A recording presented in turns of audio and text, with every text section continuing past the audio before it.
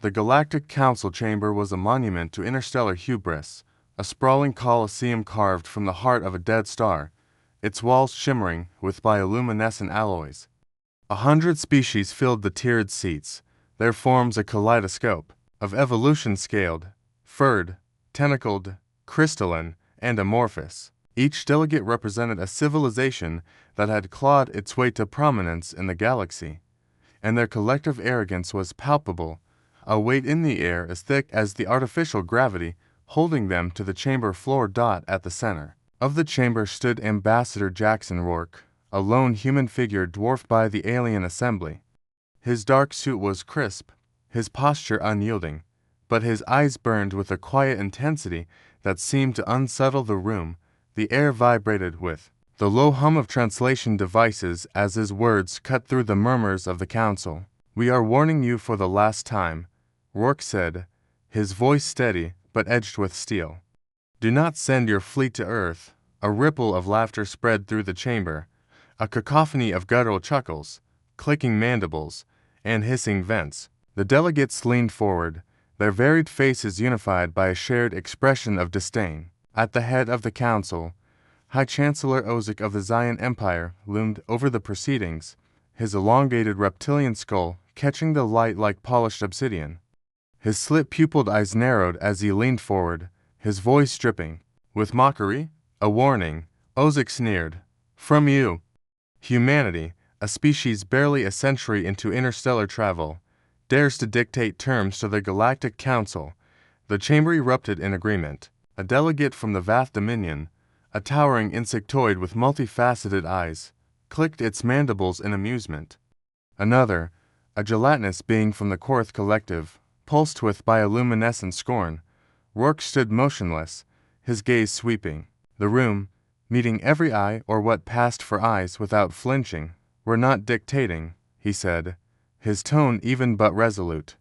"We're giving you a chance to avoid a mistake you can't undo." Ozek's nostrils flared, his clawed hand tightening on the armrest of his throne-like seat. "You speak as though Earth holds some great power," he said. "You don't. Your people cling to a single, insignificant planet. Your ships are relics, your technology scavenged from the scraps of superior civilizations, and yet, you stand here as if we should fear you." Roark's jaw tightened, but his voice remained calm. "We don't need you to fear us. Just don't underestimate us." The Vath delegate's mandibles clicked again, its voice a grating buzz. "The Zyian fleet will establish control over your system within a single cycle. Earth will surrender, or it will burn." Roark exhaled sharply through his nose, his eyes locking onto Ozek's. "You think this is a negotiation," he said, his voice dropping to a near whisper that somehow carried to every corner of the chamber. "It's not. You still have a choice, but that window is closing." Ozek leaned back, his smirk widening. "Then let it close," he said. "The fleet moves for Saul as we speak. By this time tomorrow, your homeworld will kneel." The words hung in the air, heavy as the chamber's artificial gravity. Roark's expression didn't change, but something in his eyes shifted a flicker, of inevitability, of certainty. "Then that's it," he said. "You were warned." Without another word, he turned on his heel and strode toward the chamber's massive doors. No parting gestures, no dramatic flourish, just absolute conviction. As the doors slammed shut behind him, the council erupted into laughter, Ozek's voice rising above the rest. "Humans," he scoffed, shaking his head, "they have no idea what's coming." Across the void, the Zyian war fleet surged toward Earth, a tidal wave of destruction cutting through the blackness of space. Thousands of ships, from sleek corvettes to titanic dreadnoughts, moved in perfect formation, their hulls bearing the crimson sigil of the Zyian Empire blazing set against a black sun, a symbol that had struck terror into civilizations. For millennia, the fleet was a testament to Zyian dominance, a machine of conquest that had crushed worlds without hesitation. On the command bridge of the Ravager of Dawn, the fleet's flagship, Admiral Villick stood before a massive viewport, his clawed hands clasped behind his back. The stars beyond gleamed coldly, indifferent to the impending slaughter. Villick was a veteran of countless campaigns, his scales scarred from battles that had left entire planets in ruin.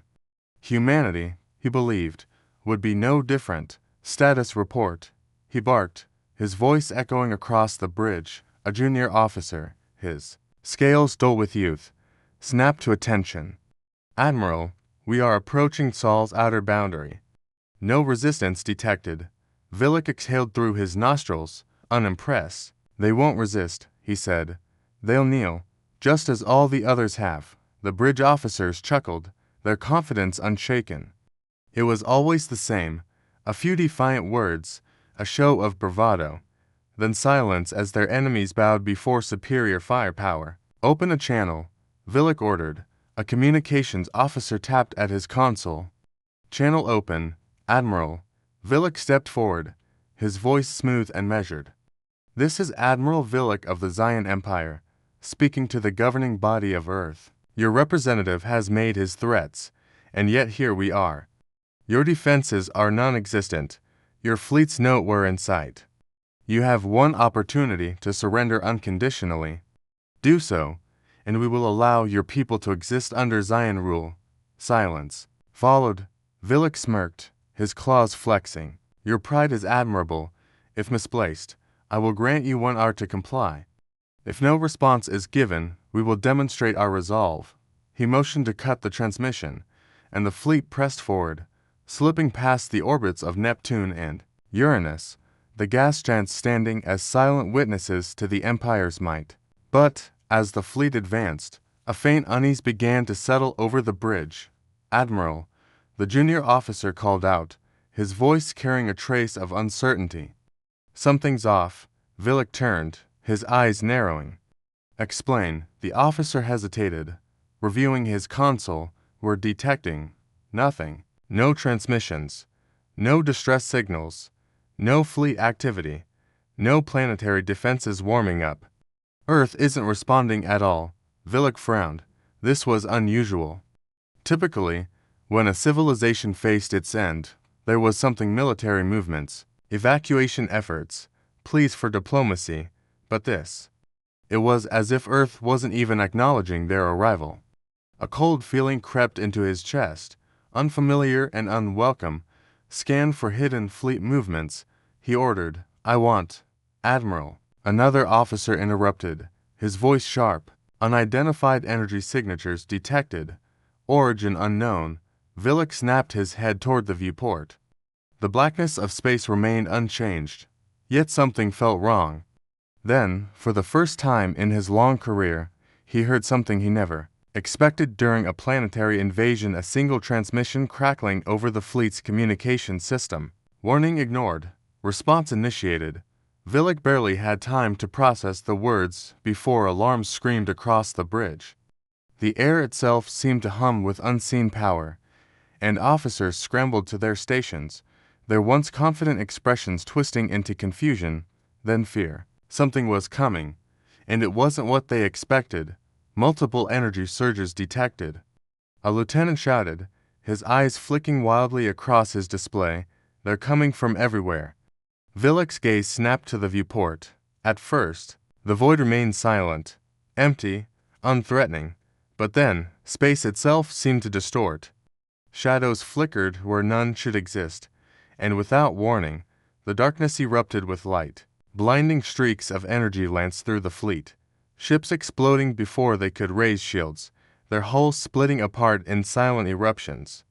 The Ravager of Dawn shook violently as a shockwave rippled through space, sending debris careening in all directions. Return fire, Villic roared. Turrets locked onto the source of the attack, but there was nothing to see, no enemy ships, no obvious point of origin, just destruction appearing from nowhere, swift and merciless. Battleships turned their weapons toward Earth itself, assuming some kind of orbital bombardment, but before a single shot could be fired, the true horror revealed itself. Sleek, angular vessels materialized from the void, as if they had been there all along. Unseen by any known sensors, they moved with eerie precision, weaving between Zyian warships like predators stalking wounded prey. There was no hesitation, no posturing, just immediate, calculated destruction. Their ships, The lieutenant's voice cracked. They just appeared. Villic watched in disbelief as one of their heavy cruisers, a vessel that had led planetary bombardments without resistance, was carved apart in seconds. A single beam of pure white energy sliced through its thickest armor as if it were paper, reducing it to a drifting hulk of molten slag. Shields at full capacity, Villic bellowed, already at maximum. The officer yelled back, "It's not stopping them." The realization hit hard. The Zyian fleet had marched into battle expecting resistance, but not this. They had expected crude, planetary defenses, perhaps a desperate human fleet. Instead, they were being torn apart with a level of technological superiority that defied everything they knew. Enemy vessels' pattern analysis suggests they've already mapped our fleet movements, a tactical officer shouted. They're countering before we act. Villic's jaw tightened. That was impossible. No fleet, no matter how advanced, could predict an enemy's maneuvers before they were made unless this wasn't a battle, unless this was an execution. A dozen Zyian warships detonated in perfect succession, as if Earth's forces had planned each strike down to the millisecond. The wreckage of once proud dreadnoughts became glowing debris littering the void. Enemy ships are phasing in and out of our targeting systems, another officer shouted. They're cloaking between attacks. We can't get a lock. Villic gritted his teeth. Fire blind if you have to. Hit them with saturation bombardment. Every gun, full spread. The fleet obeyed, a wave of missiles and plasma fire erupting from the surviving vessels, saturating the void with deadly force. The energy signature of the barrage was enough to momentarily dim the stars themselves. For a brief moment, it looked as if the counterattack had worked. Explosions bloomed across space, consuming everything in their path. Officers exhaled, some daring to believe they had landed a decisive blow. Then the sensors cleared. The enemy was untouched. They had already moved the moment the first Zyian warship fired. The human fleet had anticipated, adjusted, and repositioned. What should have been a direct hit had struck only empty space. Villic's stomach twisted. This wasn't a desperate defense. This wasn't improvisation. This was mastery. The Zyian fleet had always relied on overwhelming power, on brute force dominance over lesser civilizations. But here, against Earth, they were the lesser force. Orders. Admiral. His second-in-command Press.Vilac hesitated, his instinct screaming to press forward, to rally the fleet. But that would only lead to more destruction. He had underestimated humanity. They all had. A new alert flashed across the command console. Incoming transmission, the communications officer reported, his voice barely above a whisper. From Earth, the bridge fell silent, the crew once certain of their dominance now looking to their leader with uncertainty. Villic inhaled sharply, put it through. The transmission began. And this time, there was no room for misinterpretation. We gave you a chance to turn back, the voice stated, calm and eerily final. Now you have no choice but to flee. Villic's claws dug into the console. He wanted to lash out, to deny the reality before him, but there was no escaping it. A tactical display flickered to life, revealing the scale of the devastation. More than half the Zyian fleet was gone, the remainder in disarray, their formations shattered, their firepower ineffective. Meanwhile, the human vessels remained in perfect coordination, each movement precise, each strike devastating. The sinking realization dawned. This was not a battle they could win. A sharp beeping from the console pulled Villic's focus. A direct hail was coming in not from one of his surviving ships, but from Earth itself. It was not a demand for surrender, not a plea for peace. It was a single, text-based message broadcast across all fleet channels. This is your final warning. Leave, or you will not leave at all. The words hung in the air, each officer staring at the screen in stunned silence. No threats, no posturing, just a fact. The humans weren't negotiating. They had given the Zyians a chance to retreat, and now they were making it clear that no more chances would come. Admiral, his second-in-command said, mandibles twitching. We must consider. A new alarm cut him off. Something massive had appeared on their sensors, emerging from behind Earth's orbit. It was a ship, no, a fortress, a structure larger than any warship the Zyians had ever encountered, moving with impossible speed for its size. Its surface was layered with dense plating that gleamed darkly against the backdrop of space. As it advanced, hundreds of smaller vessels detached from its hull, like predator drones hunting wounded prey. Villic felt his chest tighten. His fleet had already been outmatched by standard human warships. What was this monstrosity? Data poured onto the screens, but nothing made sense. The readings were inconsistent, as if the ship itself was distorting their instruments. One moment, its energy output registered as minimal, almost dormant. The next, it spiked so high it exceeded any known classification. They're charging weapons. A lieutenant shouted. Vilak clenched his claws. The battle was already lost, but the fortress made it clear that they hadn't yet seen the worst of what humanity had to offer. The previous engagements had been precise, calculated. This was something else entirely, a demonstration. And then it fired. A single beam of light erupted from the fortress's forward section. Unlike conventional energy weapons, it didn't flicker or pulse, it simply was. The moment it touched a Zyian dreadnought, the ship ceased to exist. Not exploded, not shattered, erased. Its massive frame vanished without debris, without a shockwave. 1 second it was there, the next, it was gone. The bridge of the Ravager of Dawn fell into stunned silence. The Zyians had never witnessed a weapon that could do such a thing. More beams followed, each one striking with pinpoint accuracy. They didn't need to fire repeatedly, each shot eliminated a target instantly. Villic had seen planetary bombardments, had watched fleets devastate entire civilizations, but he had never seen an eraser. The surviving Zyian ships lost all coordination. Some attempted to fight back, their weapons useless against something they couldn't understand. Others turned and fled, desperate to escape before they, too, disappeared. But the fortress was faster than anything of its size should have been. It moved with terrifying efficiency, cutting off escape routes before the Zyians could attempt to warp away. Villic's claws trembled as he gripped the console. Retreat was the only option, not for victory, not for honor, but for survival. The Zyians could not afford to lose more than they already had. Order the fleet to fall back, Villic said, his voice hollow. Any ship that can still move, get them out of here now. The officers hesitated.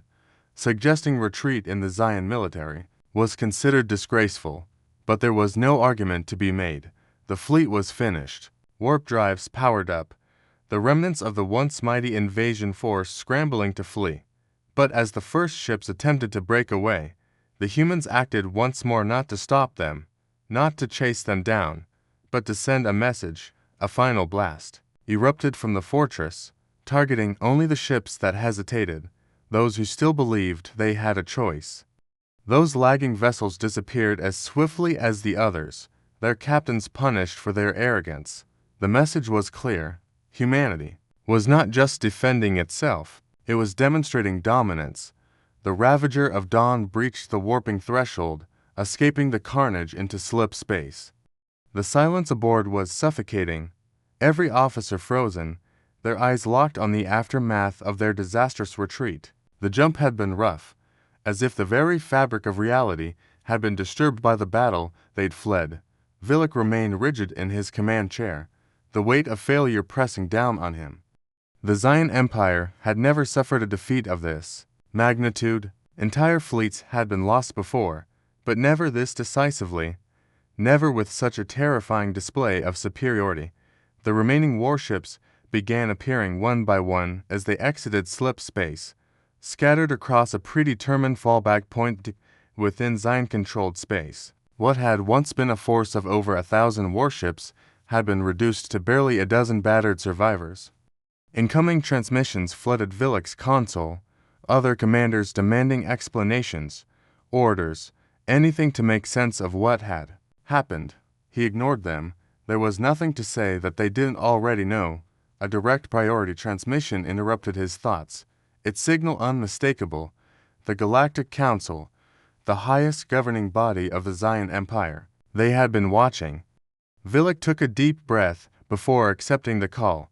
The holoscreen flickered to life, revealing the faces of the Empire's ruling members, warlords, and political figures, their expressions hard and unreadable.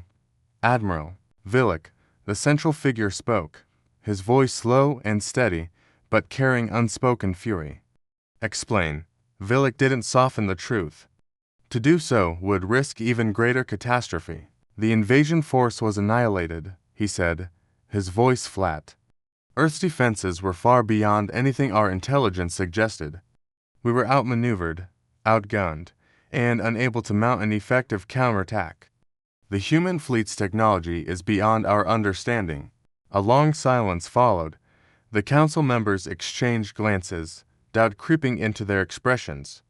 They had seen the battle, witnessed the destruction. One of them spoke, his voice edged with disbelief. You are suggesting that the humans possess technology superior to the Empire. I am not suggesting it, Vilek replied. I am stating it as fact. The weight of those words settled over the council like a suffocating fog. The Zyian Empire had ruled through fear, through the belief that no species could challenge them. That belief had just been shattered. If this is true, one of the counselors said, leaning forward, then the consequences are severe. You initiated an attack against a species that may now have the capability to retaliate. Do you understand the risk you have brought upon us? Vilek's claws tightened against the armrest. The risk was always there. The humans warned us multiple times. We ignored them. Silence again. No one wanted to acknowledge that simple truth. The Zyians had assumed humanity was bluffing, like so many others before.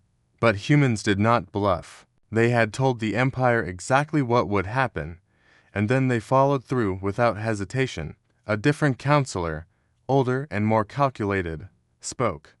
Then tell us, Admiral, what is your recommendation? Vilek didn't answer immediately, his mind processing every possible scenario.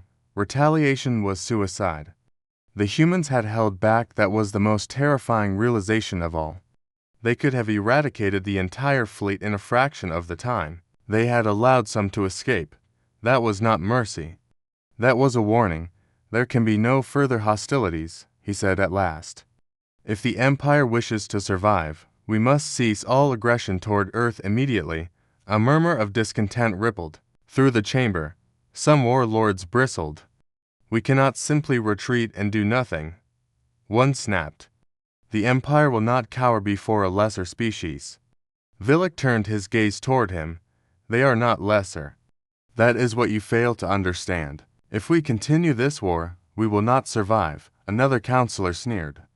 Then what do you suggest? That we beg for peace? No, Vilek said, his voice firm. We do what we should have done from the beginning.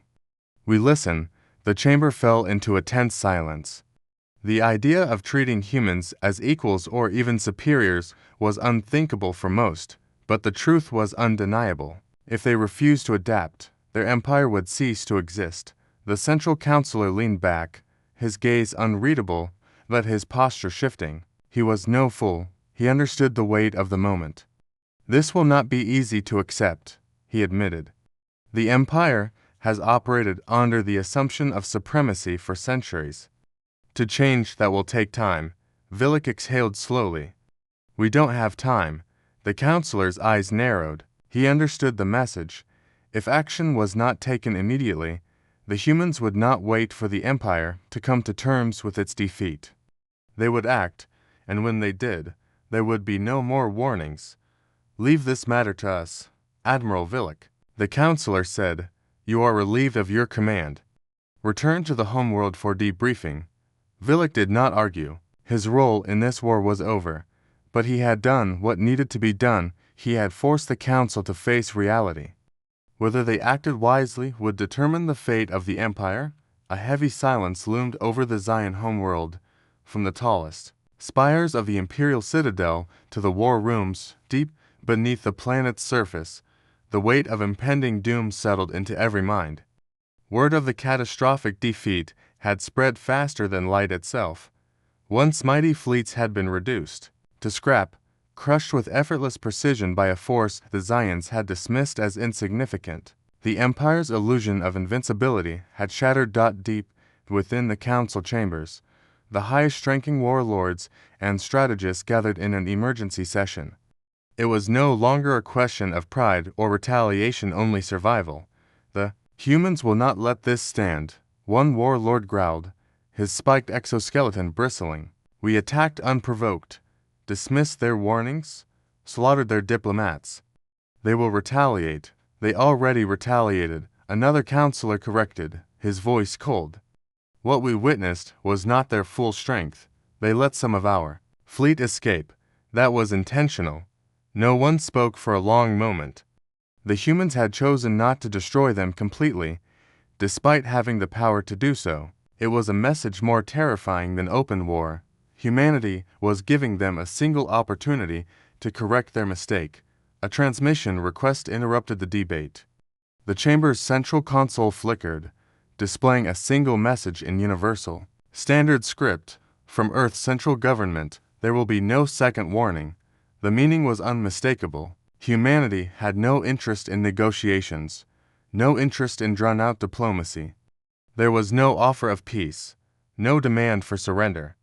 The humans had already demonstrated their stance.